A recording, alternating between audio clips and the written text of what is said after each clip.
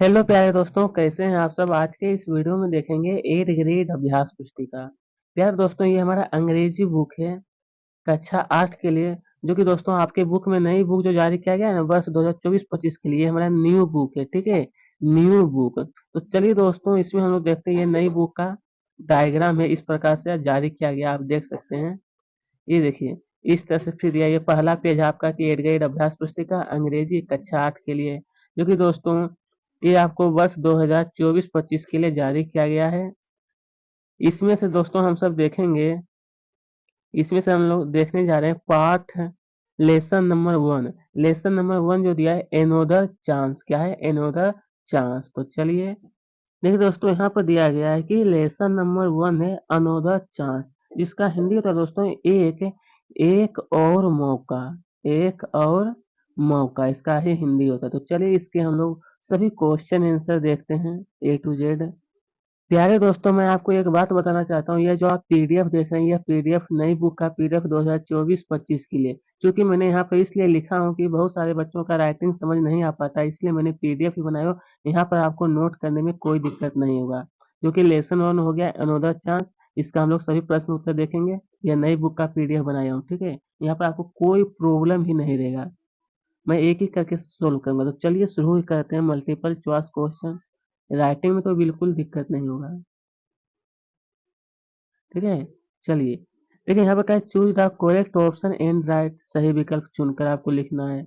इसमें से देखिए पहला प्रश्न कि द पोयम इज अबाउट, मतलब ये जो आप पोयम जो अभी देखें अनोदर चांस, वो क्या है, किसके बारे में है, ये पोयम किसके बारे में है। यहाँ पर ऑप्शन दिया है न्यू वॉइस, सक्सेस, सक्सेस मतलब सफलता, अनदर चांस या फिर गुड एंड बेड। इसका सही उत्तर है दोस्तों सी नंबर, यानी ये जो पोयम है वो अनदर चांस के बारे में बताया गया, यानी एक और मौका। चलिए मैं थोड़ा मैं इंग्लिश के साथ मैं आपको हिंदी बताते चलूँ ताकि कोई दिक्कत नहीं रहे और आपको समझ में भी आ सके। The port of the poem another chance, ये जो अनोदर चांस है दोस्तों, यह एक पोयम है, जो कि इसके कवि कौन है, इसके कवि राइटर कौन है। ऑप्शन दिया है कि हीलेन, स्टीनर राइस, जेन टेलोर, आर एल स्टीवंस या फिर रॉबर्ट फ्रोस्ट। इसका सही उत्तर हो जाएगा दोस्तों हीलेन। हीलेन ये वाला है, ए नंबर में टिक लगा लेना है। चलिए अब दिया है प्रश्न क्रमांक 3 कि if you need to make a new start what should you have. मतलब दोस्तों कहा गया कि अगर आप कोई नई चीज शुरुआत करना चाहते हैं तो उसके लिए आप सबसे पहले क्या करेंगे। क्योंकि यहाँ पर आपको 4 ऑप्शन दिया है कि डीप डिजायर, गुड फ्रेंड, और 2 ऑप्शन और दिया है यहाँ बुक्स या फिर लिटिल सनशाइन। इसका सही उत्तर है दोस्तों डीप डिजायर, मतलब उसके बारे में गहराई से सबसे पहले जानेंगे आखिर वह क्या है, तभी हम नई चीज का शुरुआत कर सकते हैं। तो इसमें टिक लगा लेना है डीप डिजायर में, ये नंबर। चलिए अब देखिए यहाँ पर कहा है प्रश्न क्रमांक sorry question number 4, the rhyming word for start. Rhyming का मतलब होता है दोस्तों तुकांत। तुकांत वाला शब्द आपको बताना है, मतलब एक ही जैसे सुनने बोलने वाला शब्द आपको बताएं, जैसे कि स्टार्ट, तो इसका हो जाएगा दोस्तों उत्तर हार्ट। बोलने में एक जैसा लगना चाहिए, उसी को कहते हैं तुकांत शब्द। जैसे कि काला, नाला, पाला, वो उसी को हम लोग कहते हैं रेमिंग वर्ड। उसके बाद देखिए यहाँ पर कहा गया है कि सिनोनियम of the word finish. Finish सिनोनियम of the word, सिनोनियम का मतलब दोस्तों पर्यायवाची शब्द है। पर फिनिश को और हम क्या बोल सकते हैं, तो इसको हम इंड भी कर सकते हैं दोस्तों। इंड यानी समाप्त है, फिनिश मतलब भी क्या होता है, समाप्त ही होता है। इसी को हम लोग कहते हैं सेनोनियम। ठीक है, चलिए अब आगे की ओर देखते हैं। यहाँ देखिए मैंने सेम टू सेम नई बुक का ही पीडीएफ है दोस्तों, ऐसा नहीं सोचिएगा कि ये दूसरा बुक है, वही बुक है, लेकिन यह बुक जो है 2024-25 के लिए जारी किया गया था, 2024-25 के लिए। चलिए अब दिया है फिल इन द ब्लैंक, जिसमें का रिक्त स्थानों की पूर्ति कीजिए। यहाँ पर आपको भर देना है टू ट्राई, क्या होना है, to try with all our heart, मतलब अपने हृदय से अगर कुछ भी अगर आप नई चीज का शुरुआत करना चाहते हैं तो कर सकते हैं। So never give up in despair. Despair मतलब ठीक है, यहाँ पर आपको क्या भरना है डिस्पेयर। अब एक कॉम्प्लीट द वर्ड यहाँ पर आपको एक कंप्लीट वर्ड आपको भरना है, जो कि आपको भर लेना ये यहाँ पे विगनिंग, जहाँ पर खाली स्थान होगा वो आपको देख करके नोट कर लीजिएगा। चलिए अब दिया है कि rhyming word for living. Rhyming word यहाँ पर कहा गया दोस्तों रेमिंग, जिसका मतलब तो है कि तुकांत वाला शब्द क्या होगा, तो लिविंग का हो जाएगा रीमिंग। अब है एंटोनियम ऑफ एलवेज। एंटोनियम का मतलब दोस्तों उल्टा।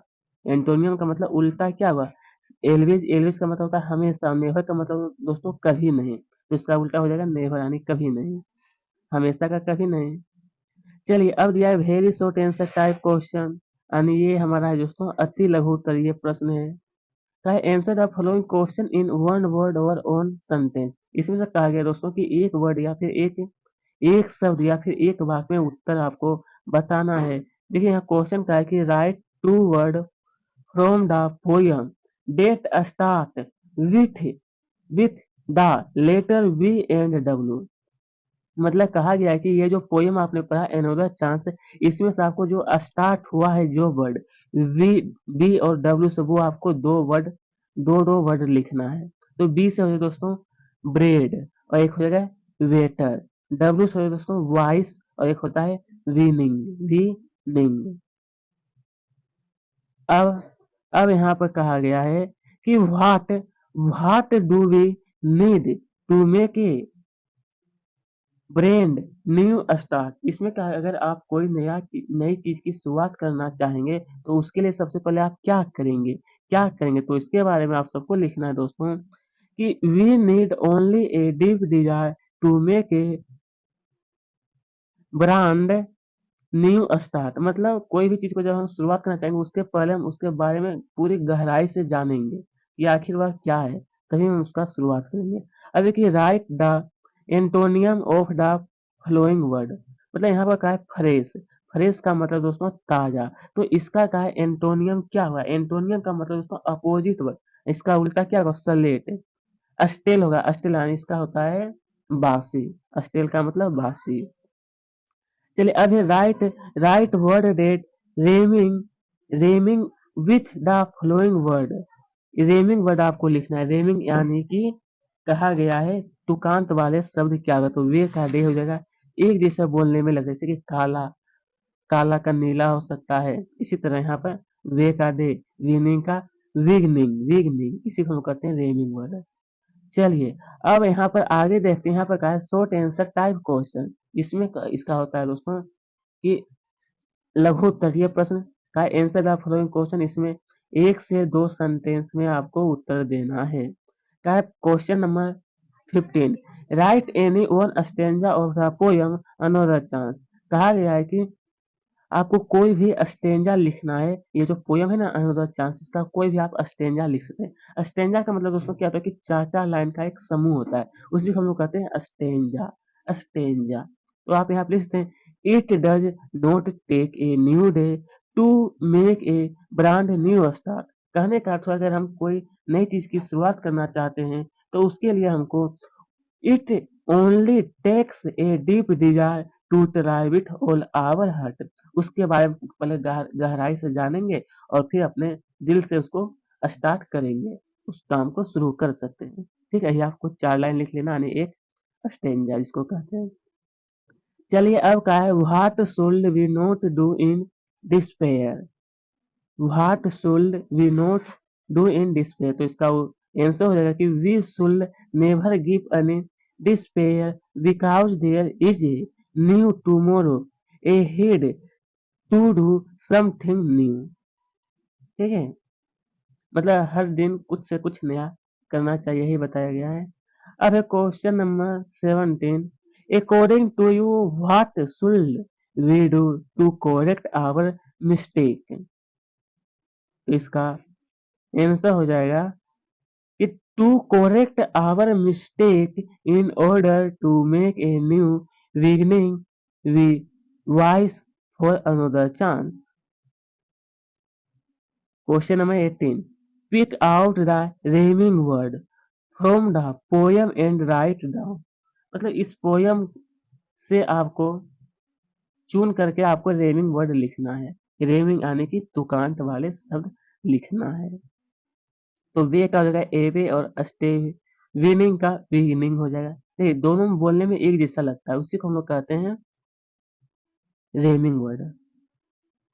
और यहाँ पे एक और दिया, स्टार्ट का हो जाएगा हर्ट और फॉर गिविंग का हो जाएगा लिविंग। क्या होगा? लिविंग।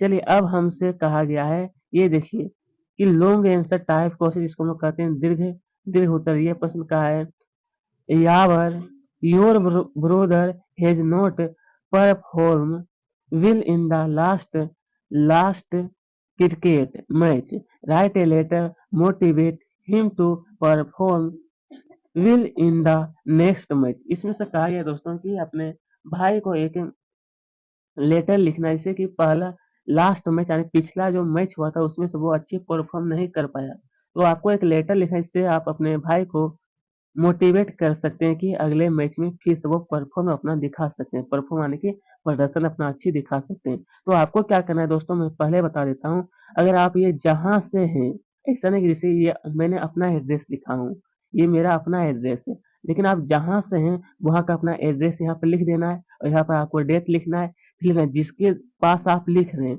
अपने दोस्त या भाई का नाम यहाँ लिखना है। उसके बाद फिर लिखना है कि I am fine here and hope the same for you. I had that your perform was not well in the last cricket match. मतलब पिछले मैच में आपने अच्छी प्रदर्शन नहीं कर पाए, तो बट यानी लेकिन लेकिन you needn't worry about it. You should not get disappointed at your poor performance. Instead, you should hope for starting new and winning in the future। मतलब कोई बात नहीं, अगर आप पिछले मैच में अगर आप अच्छी परफॉर्मेंस नहीं दिखा पाए तो अगली बार फिर से एक बार हिम्मत के साथ आपको तैयारी करना है और अपने अगली बार आपको अच्छी परफॉर्मेंस दिखाना है। बस यही कहा गया इस लेटर में, आपको इसी तरह से लिख लेना है और फिर लिखना है जो आप लिख रहे हैं ना, योर ब्रदर, आपका नाम जो आप लिख रहे हैं लेटर, उसका नाम यहाँ पे लिख रहे हैं हेमंत है। चलिए अब देखते हैं, look at the picture and answer the question given below. दोस्तों आपकी बुक में यहाँ पर एक प्यारा सा एक चित्र दिया गया, इसको हम लोग कहते हैं डायग्राम। चित्र दिया गया, उसके अनुसार आपको कुछ प्रश्न पूछे जाएंगे और उसका आंसर देना है आपको। जैसे यहाँ पर कहा है कि द पिक्चर शोएस, मतलब आपने जो वो पिक्चर देखे वो किस चीज का पिक्चर था, फार्म, जंगल, हाउस या फिर पॉन्ड। इसका राइट आंसर हो जाएगा जंगल। Which animal do you see in the picture, कहा गया है कि जो पिक्चर इसमें कौन से जानवर को दिखाया गया है। तो यहाँ पर उत्तर है दोस्तों, ये स्पॉटेड डियर, विल्ड डॉग। यहाँ पर जो विल्ड डॉग होगा, ठीक है, विल्ड डॉग मतलब एक जंगली जंगली कुत्ता को दिखाया गया है इस पिक्चर में। How many tree are there, का इस पिक्चर में कितने ट्री है। तो उत्तर हो जाएगा कि there is a single tree in the picture. ये जो आप देख रहे हैं दोस्तों पिक्चर, उसमें सिंगल ट्री है यानी एक ही पेड़ है। Do you see a tiger in the picture, का क्या ये जो पिक्चर इसमें टाइगर को भी दिखाया गया है, तो नो यानी नहीं।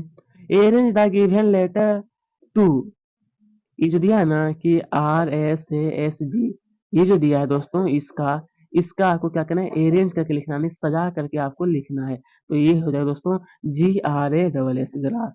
तो क्या है दोस्तों, मैंने आपको इंग्लिश के साथ साथ हिंदी भी समझाने का प्रयास किया हूँ ताकि आपको अच्छी तरह से समझ आ सके और आपके पास कोई दिक्कत नहीं रहे। तो ठीक है दोस्तों, फिर कभी मिलेंगे।